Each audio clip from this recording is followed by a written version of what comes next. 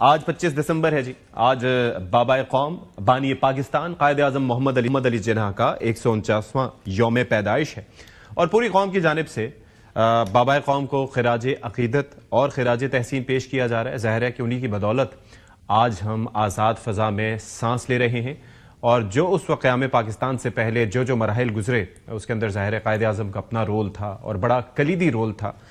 پہلے governor general بھی وہ پاکستان کے رہے اور خاص طور پر جو خواب علامہ اقبال نے دیکھا تھا اس کی تعبیر بابا قوم نے ہمیں دی. ظاہر ہے چیلنجز بہت ہیں لیکن ان چیلنجز سے نبرد آزما ہونے کے بعد خدا کا شکر یہ ہے کہ ہمارے آس پاس دشمن بھی بہت ہیں.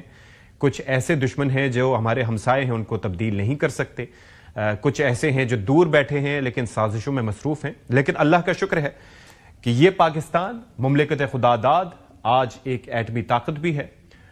پہلے یہ کہا جاتا تھا کہ نان کنونشنلی ہی ہمارے پاس ایک آپشن موجود ہے جس سے ہم اپنا دفاع کر سکتے ہیں, لیکن اب پاک فوج نے, پاک فضائیہ نے, پاک بحریہ نے یہ ثابت کر دیا ہے کہ پاکستان کا دفاع جس کے بارے میں ایک عزم ہوتا تھا کہ ناقابل تسخیر ہوگا, الحمدللہ ویسے ہو چکا ہے. 2025 اس اعتبار سے بھی بڑا اہم سال ہے کہ یہ وہ سال تھا کہ جب پاکستان کے اندر قابلیت اور صلاحیت تو موجود تھی لیکن جو مئی میں ایک جنگ ہوئی, اس جنگ میں پاکستان نے جس طرح سے رسپونڈ کیا, جس طرح سے اپنا ریزولو شو کیا, وزیر اعظم پاکستان کی قیادت میں, فیلڈ مارشل سید عاصم منیر کی قیادت میں, ایئر چیف کی قیادت میں, پاک بحریہ کی سربراہ کی قیادت میں, تو اس سے ایک جو دنیا کو میسج گیا, اس میسج سے آج پاکستانی جب بھی ملک سے باہر ٹریول کرتے ہیں تو ان کا سر فخر سے بلند ہوتا ہے.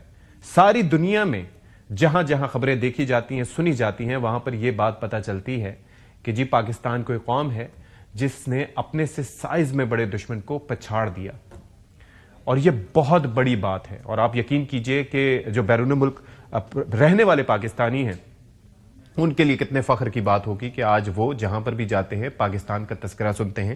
اور آج کل کی مثال لے لیجئے, مختلف میگزینز ہوں, مختلف نیوز پیپرز ہوں, اس کے اندر پالیسی شفٹ کی بات کی جا رہی ہے اور یہ کہا جا رہا ہے کہ طاقتور لوگوں کو ہی پسند کرتے ہیں.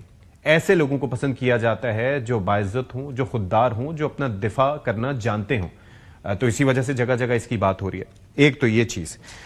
دوسرا یہ ہے سیاسی معاملات پہ ذرا اگر ہم بات کریں تو اب مذاکرات کا کیا ہوگا, مذاکرات کس بابت ہو رہے ہیں جی. تحریک انصاف کے ساتھ کیا اس کے پاس آپشنز موجود ہیں کہ وہ مزاحمت کر سکے یا مفاہمت کرے, یا مزاحمت اور مفاہمت کے ساتھ ساتھ پھر احتجاج کی دھمکی بھی دے. اور اگر احتجاج کی دھمکی دے تو کیا احتجاج کے لیے لوگوں کو نکالنے کا ہنر اب بھی تحریک انصاف کے پاس باقی ہے, یا جو موجودہ قیادت ہے.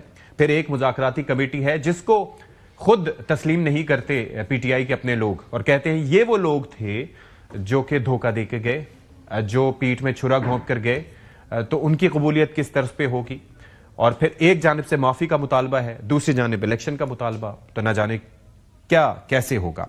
اچھا اسد قیصر صاحب, اس معاملے پہ اور خاص طور پر یہ جو سارا پروسیس چل رہا ہے اس پہ کیا فرمانا چاہوں گا, ذرا آپ دیکھ لیں. دیکھیں, ہم اپنے لیے کوئی ریلیف نہیں مانگ رہے, نہ عمران خان کے لیے ہم نے کوئی مطالبہ کیا ہے. ہم نے ایک واضح طور پر جو موقف اپنایا ہے کہ جمہوریت کے لیے, آئین کی بالادستی کے لیے اور قانون کی حکمرانی کے لیے اور سول سپرمیسی کے لیے 1973 آئین کو عملی شکل میں بحالی کے لیے ہم تمام اسٹیک ہولڈر کے ساتھ بات کر سکتے ہیں. ہم کہہ سکتے ہیں کہ علیمہ خان صاحبہ کی بھی تائید حاصل ہے اس اعلامیے کو. بالکل حاصل ہے. ہم نے تمام اسٹیک ہولڈر کو بات پہ لیا ہے. ہم تو جو ایشوز ہیں, ایجنڈا ہے, اس پہ بات کے لیے تیار ہے. تحریک تحفظ آئین پاکستان تیار ہے, پی ٹی آئی نے تو ریجیکٹ کر دیا نا. پی ٹی آئی پارٹی ہے, حصہ ہے اس کا, ہم کوئی کیسے پی ٹی آئی کی بغیر کر سکتے ہیں. اچھا ایک تو یہ بات ہو گئی. دوسرا یہاں پر علیمہ خان کی تائید کی بات کی گئی, لیکن جب ہم نے علی محمد خان صاحب سے بات کی تھی اور ان سے پوچھا کہ معاملات خراب کیسے ہوئے تو انہوں نے کیا فرمایا تھا, یہ ذرا سنیے.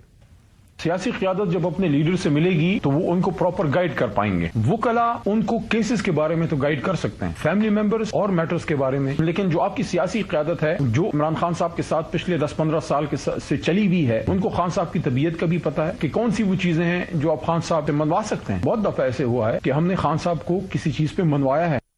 اچھا جی, عطا تارڑ صاحب نے یہ جو مذاکراتی عمل ہے یہ کس بنیاد پہ شروع ہو سکتا ہے, اس بابت کیا کہا, وہ بھی ذرا دیکھیں.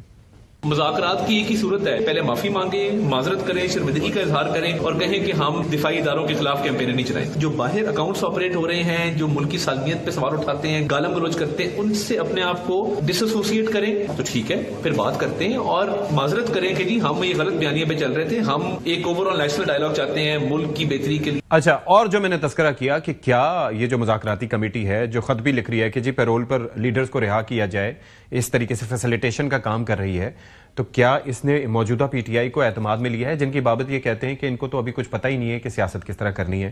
تو اس پر شفیع جان صاحب نے کیا موقف دیا تھا، وہ دیکھیے۔